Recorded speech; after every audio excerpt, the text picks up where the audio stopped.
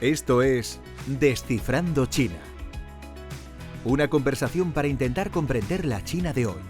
Economía, política, ciencia o historia. Queremos conocer qué está ocurriendo en uno de los países que definen el orden global de este siglo. Este podcast está producido por la Fundación Consejo España-China, la principal institución española de diplomacia pública dedicada a China.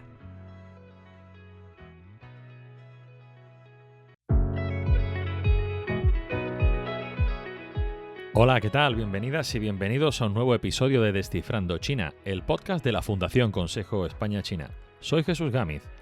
Durante décadas, la fortaleza de un país se medía por el tamaño de su ejército, su capacidad industrial o su arsenal militar. Hoy, sin embargo, el poder también se juega en otros ámbitos, como el desarrollo de la inteligencia artificial, el control de tecnologías críticas, la capacidad para proteger o atacar infraestructuras digitales, la influencia sobre la opinión pública o el dominio de las cadenas globales de suministro.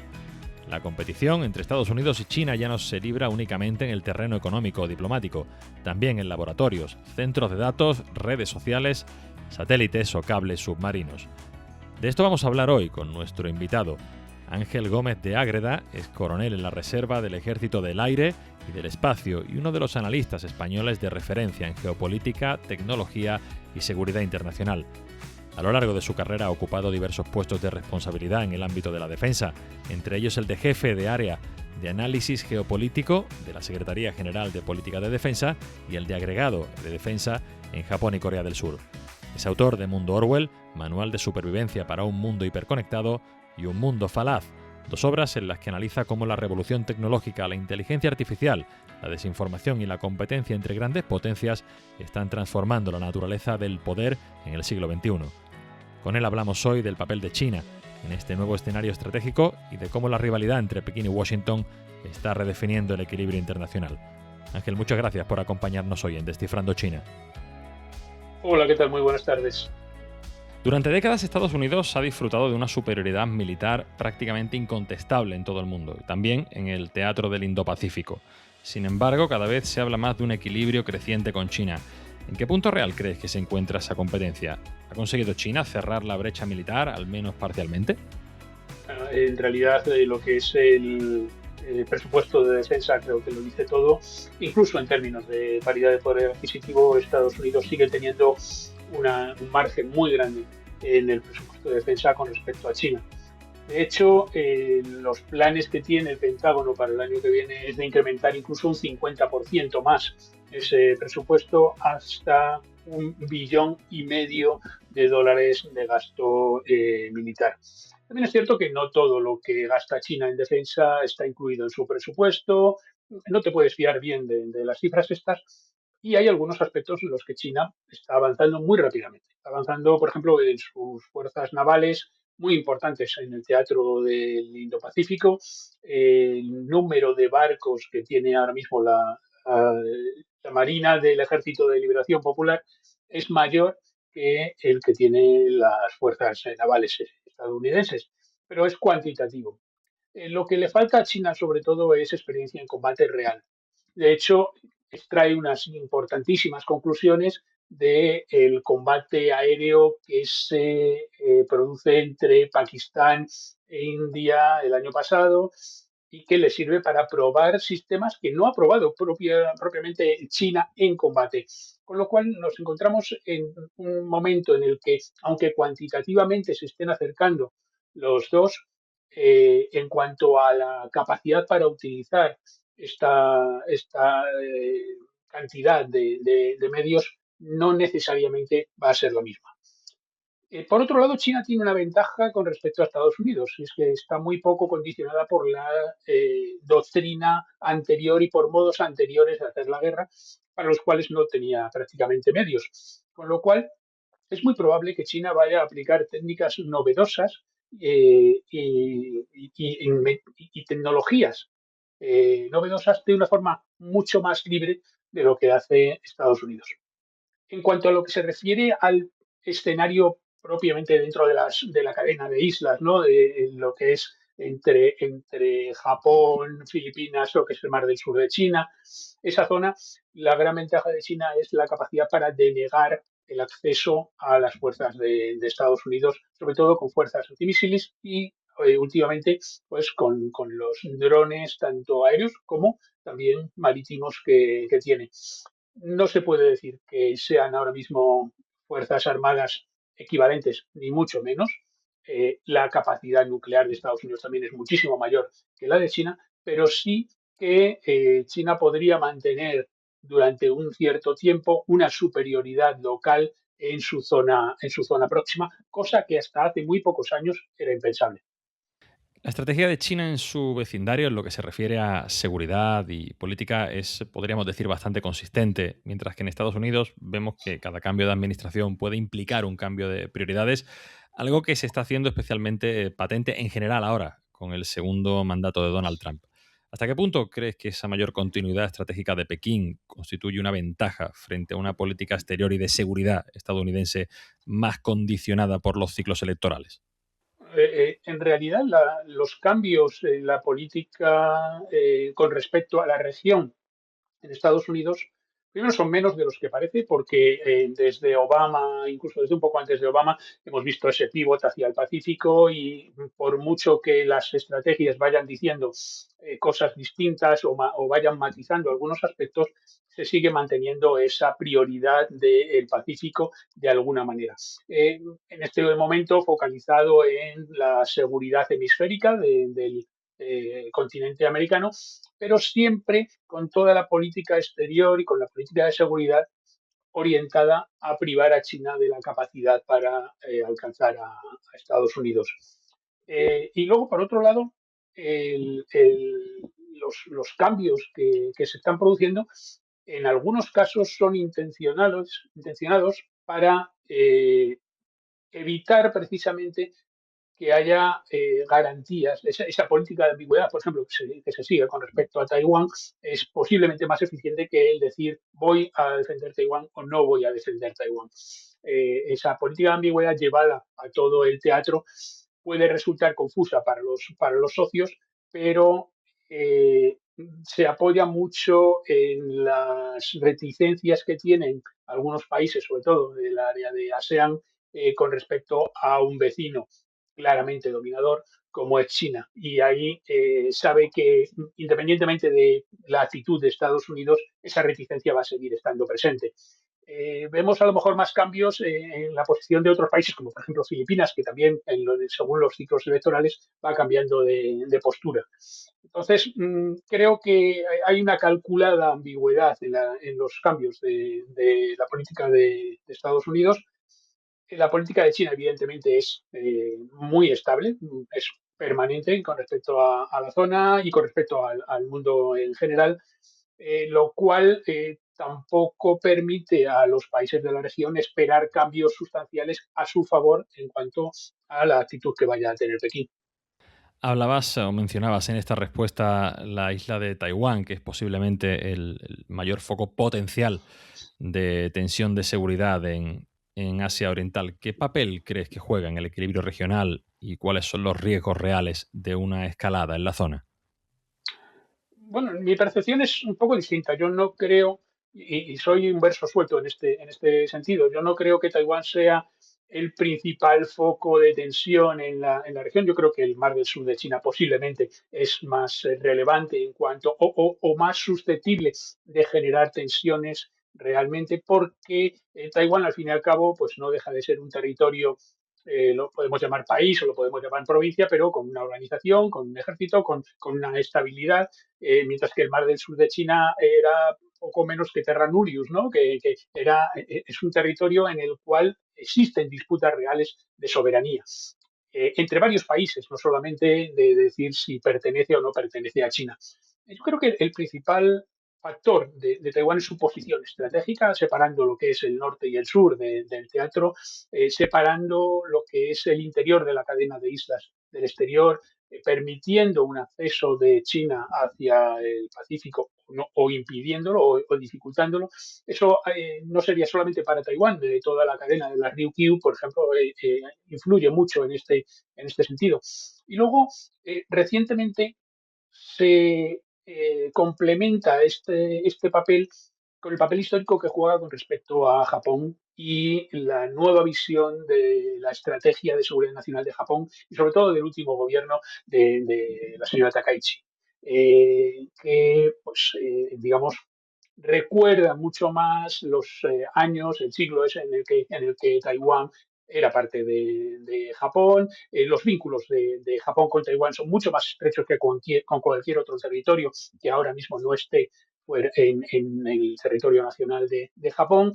Tiene una vecindad muy próxima a Taiwán y ahí se complica la ecuación porque ya no es solamente la participación de Estados Unidos en una hipotética defensa de Taiwán, sino la participación de Japón en esa defensa.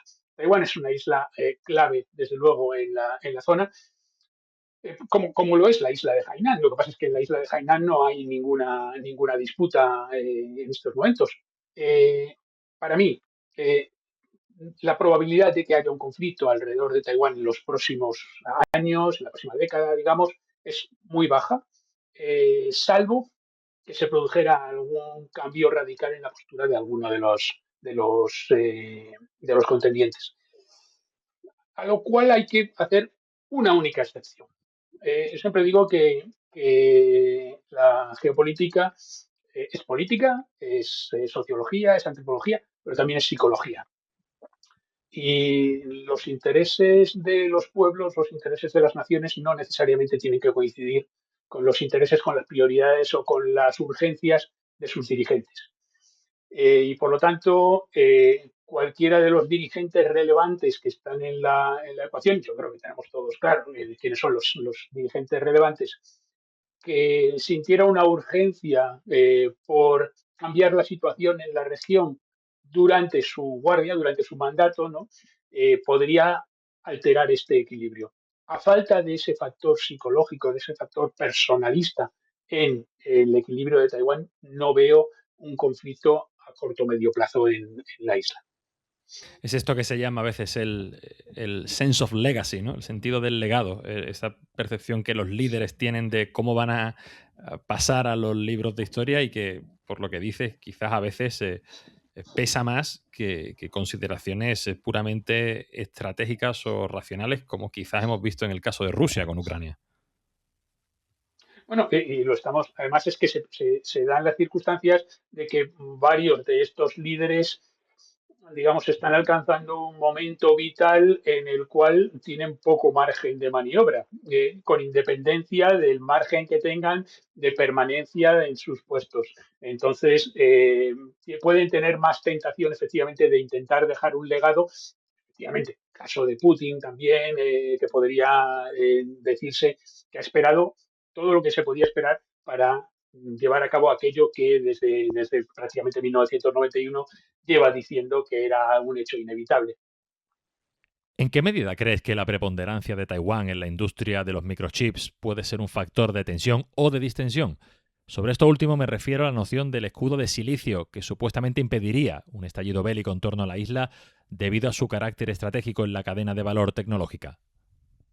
Bueno, si algo hemos aprendido de la crisis con el estrecho de Hormuz, en el Golfo, es precisamente que lo que hoy es crítico, mañana lo puedes lo que una zona que te está proporcionando un recurso crítico hoy, te lo puede proporcionar otra zona mañana. De hecho, Estados Unidos se ha estado curando en salud, obligando de alguna manera a TSMC a montar también fabs, fábricas de semiconductores en territorio de Estados Unidos, a pesar de que cada semiconductor les viene saliendo un 50% más caro porque las condiciones laborales no son las mismas en Estados Unidos que en Taiwán. Bueno, una cosa parecida podría pensarse del caso de Corea del Sur, ¿no? También, precisamente, hemos tenido hace un par de días la salida a bolsa en Nueva York de SK Hynix, que ahora mismo se ha convertido, pues, junto con Samsung, posiblemente son los mayores fabricantes de memoria, con lo cual pueden tener un papel relevante y pueden en un momento dado hacer que se piense un poco más si es el momento adecuado de hacerlo. Eso no va a parar. Una acción política de cientos de años o de 100 años, un proyecto de 100 años de incorporar la isla a China. Y en cualquier caso, eh, los dos grandes contendientes, tanto China como Estados Unidos, se están encargando de convertir cada vez en menos relevante lo que se pueda producir en Taiwán con respecto a lo que están produciendo sus propios territorios. China no solamente está produciendo cada vez semiconductores y chips más avanzados, sino que está incluso intentando evitar bypassear la dependencia que tiene también de ASML desde Países Bajos. Es decir, la tendencia actual en esta confrontación entre los dos grandes poderes es adquirir la mayor soberanía posible cada uno de ellos para no estar vinculado a ninguna región o a ningún país en concreto. Si existía el escudo de Sicilio, creo que es probable que se esté debilitando muy rápidamente o que pueda desaparecer en cualquier momento. Y ahora sí hablemos de tecnología. En este podcast hemos charlado varias veces de inteligencia artificial, pero nunca desde la perspectiva militar y del doble uso.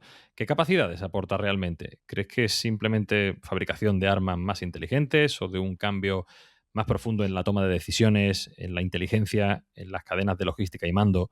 ¿Y quién parte con ventaja en esta carrera tecnológica? ¿Estados Unidos o China? Es un poco de todo. Efectivamente, lo más llamativo pueden ser los sistemas de armas autónomos letales. De hecho, es llamativo incluso desde el punto de vista ético, desde el punto de vista de la ética de la inteligencia artificial. Mi tesis doctoral, por ejemplo, hablaba de cómo se podía utilizar la ética aplicada a los sistemas de armas autónomos letales, a los robots asesinos, al resto de la inteligencia artificial, ya que es algo pues, que llama la atención, que es especialmente saliente, ¿no? A la hora de nuestras percepciones y las emociones que genera. Sin embargo, es posiblemente uno de los aspectos pues de más bajo nivel, de los más tácticos.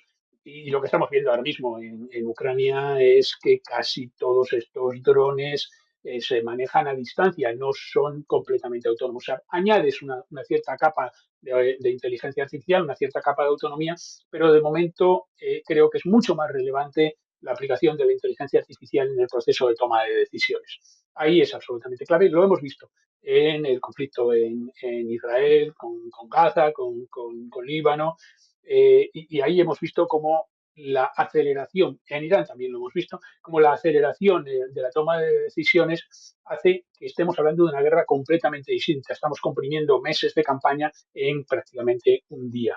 Era impensable poder batir 1.000 objetivos de forma prácticamente simultánea, independientemente del número de vectores de misiles que tuvieras, porque no tenías la capacidad para estudiar todos esos objetivos. Evidentemente partiendo también de una inteligencia previa que en algunos casos ha fallado, estaba ya obsoleta. Y no olvidemos, lo comentabas también en la pregunta, los apoyos a la logística y a las operaciones. La capacidad que tiene la inteligencia artificial para ir graduando los apoyos logísticos que son necesarios también es absolutamente clave a la hora de mantener el tempo de las operaciones. Y ahora mismo, me gusta decir antes las causas de la guerra, siempre todo el mundo decía que eran need, greed y greed, la necesidad, la avaricia y las creencias, ¿no?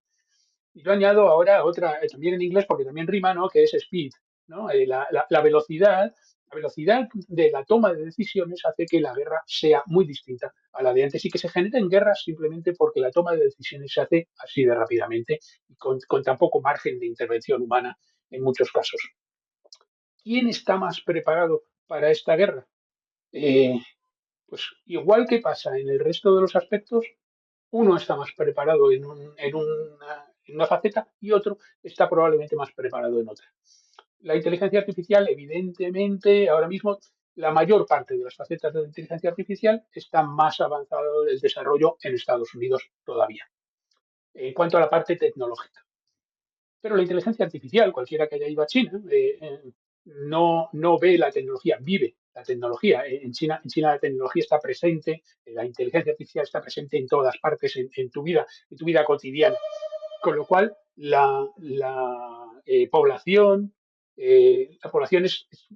está más preparada para asumir esa entrada de la inteligencia artificial en las operaciones de día a día. Te he leído, te he escuchado argumentar en algunas entrevistas en medios de comunicación que Estados Unidos y China desarrollan la inteligencia artificial desde filosofías un tanto distintas, con un modelo estadounidense impulsado principalmente por grandes empresas privadas, y en el caso de seguridad podríamos citar el caso de Palantir, y objetivos económicos, y un modelo chino que respondería a una estrategia nacional más coordinada. ¿Crees que es así? ¿Qué ventajas e inconvenientes tiene cada modelo? En Estados Unidos, bueno, en los dos casos, las empresas son las que desarrollan los modelos de inteligencia artificial, los sistemas de inteligencia artificial. Está claro que no hay funcionarios en China desarrollando los sistemas. Lo que sí ocurre es que el proceso es más completo. Están convergiendo los dos modelos, pero el proceso es mucho más completo en manos de las empresas en Estados Unidos que en China. En China, una vez que una empresa alcanza un determinado nivel de desarrollo, no necesariamente cuantitativo en cuanto a su valor económico, sino estratégico, de importancia estratégica, el Estado inmediatamente participa muy activamente en la toma de decisiones de cómo va a seguir desarrollándose esa empresa y esos desarrollos.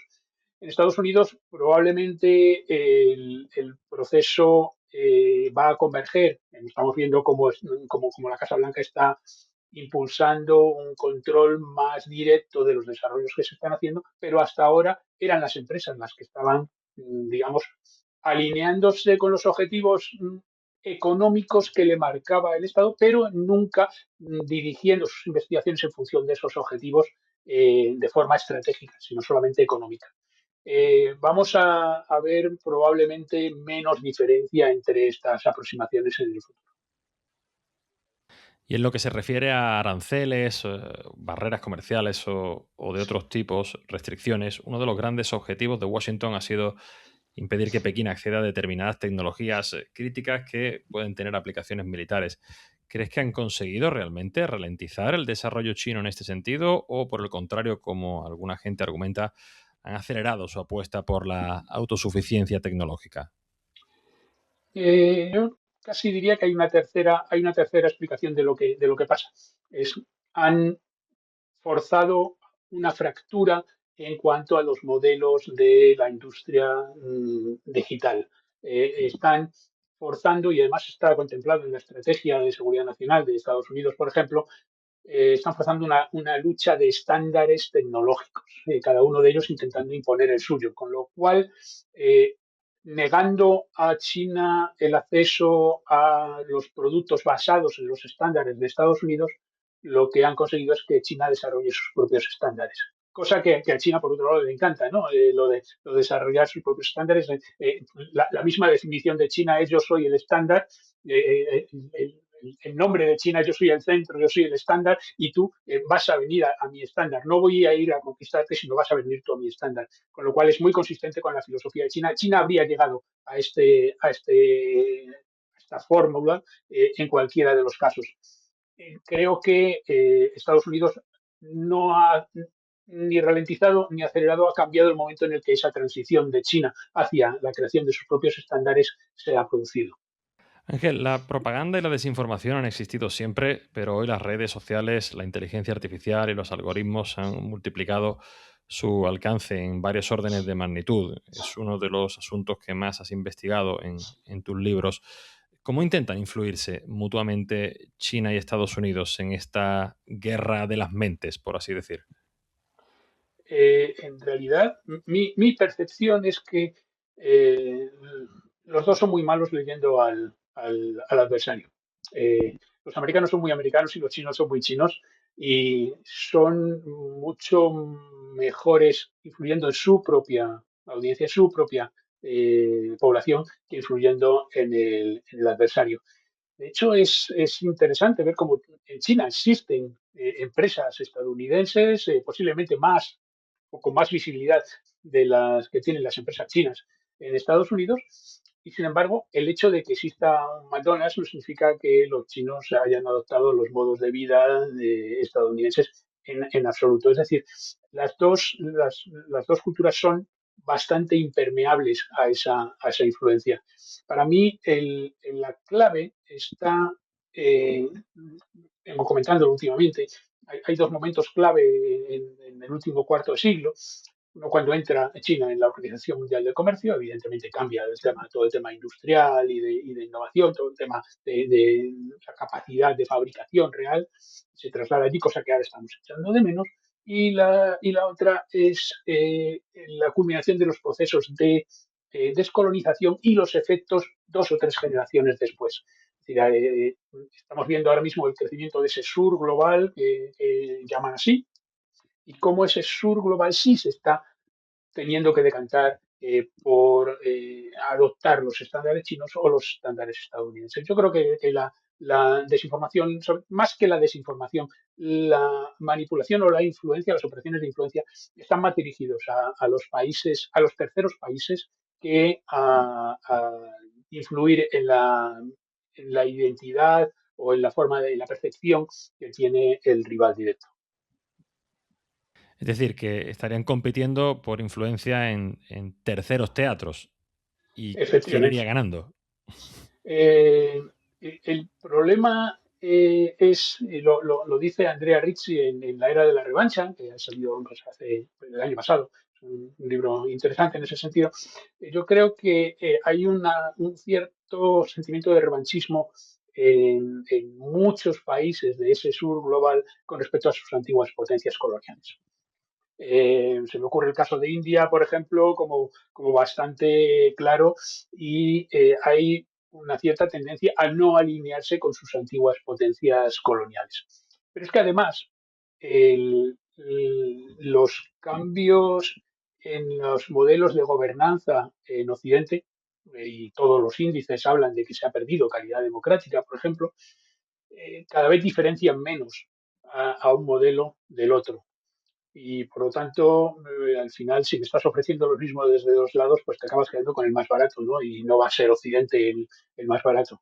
Yo creo que corremos el riesgo, lo primero, de pecar de soberbia y pensar que tenemos ganado a ese subglobal porque hasta hace pocos años seguía muy alineado con nuestros postulados, porque se habían criado sus élites, digamos, en nuestro seno, y en segundo lugar, de no ser capaces de competir diferenciando los modelos lo suficientemente del modelo chino. De hecho, yo veo la gran competición geopolítica de dentro de unos años con respecto al sur global, la veo entre China e India.